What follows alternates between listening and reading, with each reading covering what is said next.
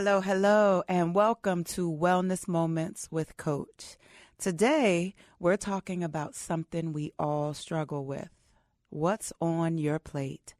And I don't just mean your meal. I'm talking about your life, work, family, health, relationships, self-care. Whew, that's a lot, right? If you've ever felt like you're juggling too much or struggling to keep up with your own expectation and everyone else's, then this episode is for you. Today, I'm breaking down how to manage priorities, set realistic expectations, and make sure what's on your plate is nourishing you, not draining you. So grab a notebook and let's get into it. So we're going to start by looking at what's really on your plate. Let's begin by taking inventory. Before we talk about how to manage it all, we got to take a step back and ask ourselves, what's really on my plate? A lot of us are walking around overloaded, overwhelmed, and stretched too thin. But we don't even realize just how much we're carrying. So let's start with just 3 basic steps. Step 1, take inventory. Step 2, recognize overload. And step 3, give yourself permission to shift. So taking inventory, what does that look like?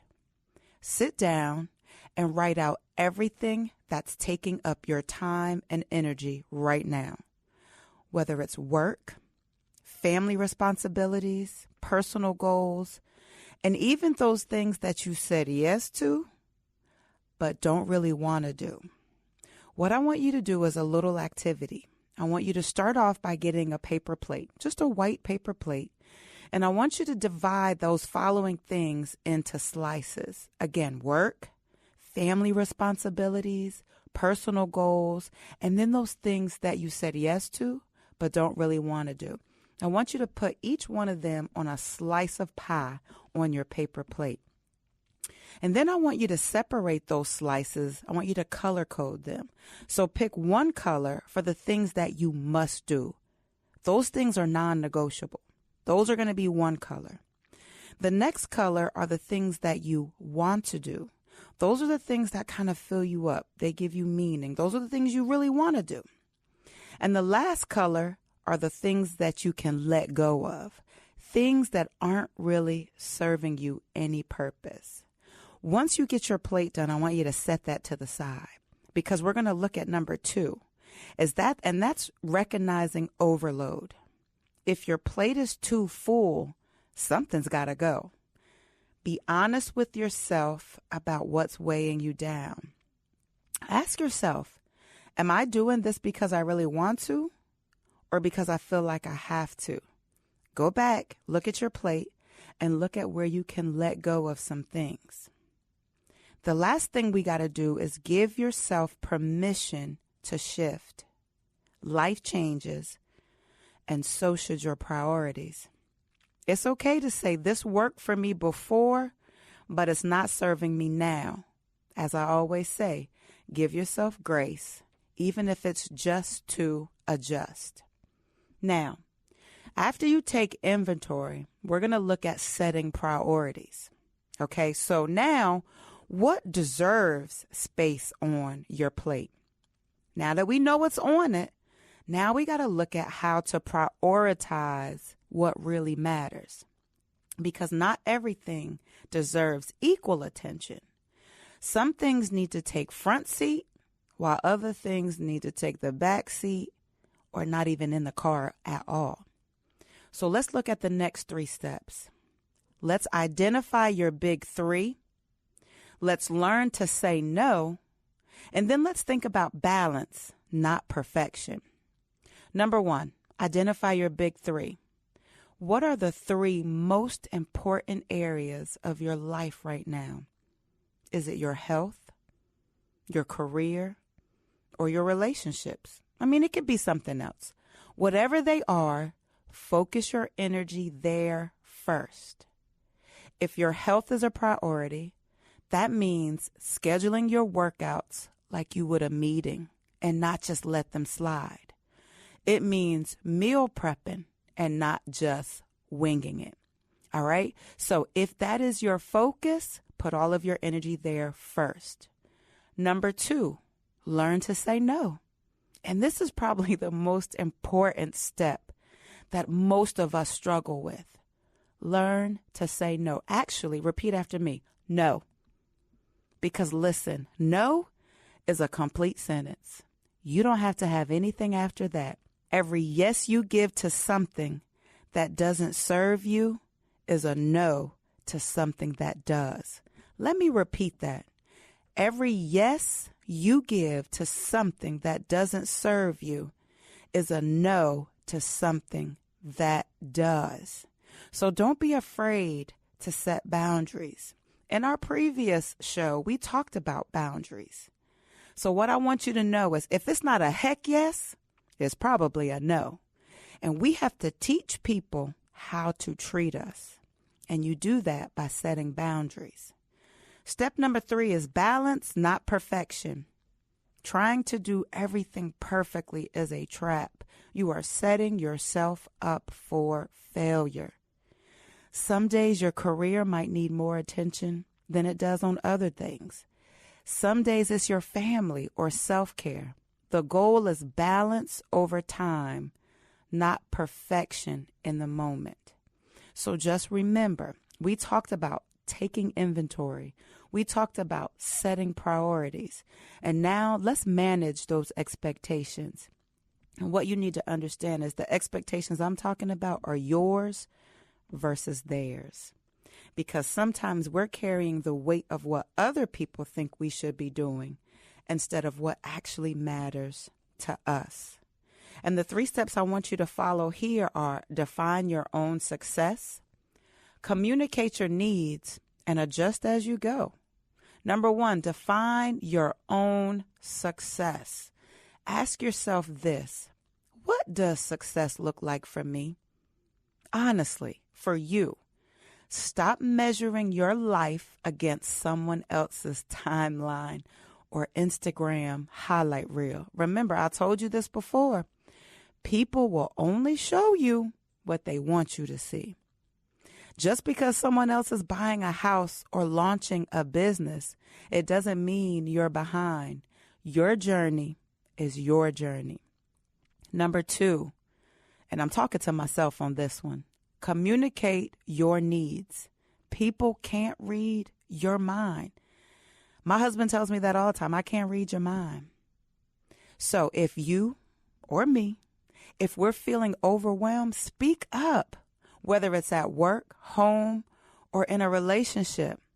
I want you to practice saying this: I need support with this, instead of trying to handle it all alone. Okay, Alysia, I hear you. I have to listen to this myself. And then we're going to adjust as you go. Life doesn't always go as planned, and that is okay. Be willing to adjust your expectations when things change. Flexibility is the key to staying sane. Don't do things that will drive your own self crazy. Be flexible. Life be lifing, and so we have to roll with it. Now, earlier in the segment, I talked about boundaries, but I didn't want to leave you hanging there. So let's go back and revisit boundaries, because I need you to create boundaries that stick. All right. So how do you do that? How do you protect your time? How do you put up boundaries and really stick to them? We're going to talk about that, because if you don't put boundaries around your energy, people will keep piling things onto your plate. So how do we create those? I'm glad you asked. 3 steps again. You know I like 3 steps. Number 1, set clear boundaries. Number 2, stop feeling guilty. And last but not least, create time blocks. So let's look at what that looks like. Setting clear boundaries. Now, boundaries aren't just about saying no. They're about saying yes to the right things. So be clear with yourself and others about what you can and can't handle. Stop feeling like you've got to be the savior. because you don't. You are not here to save the world.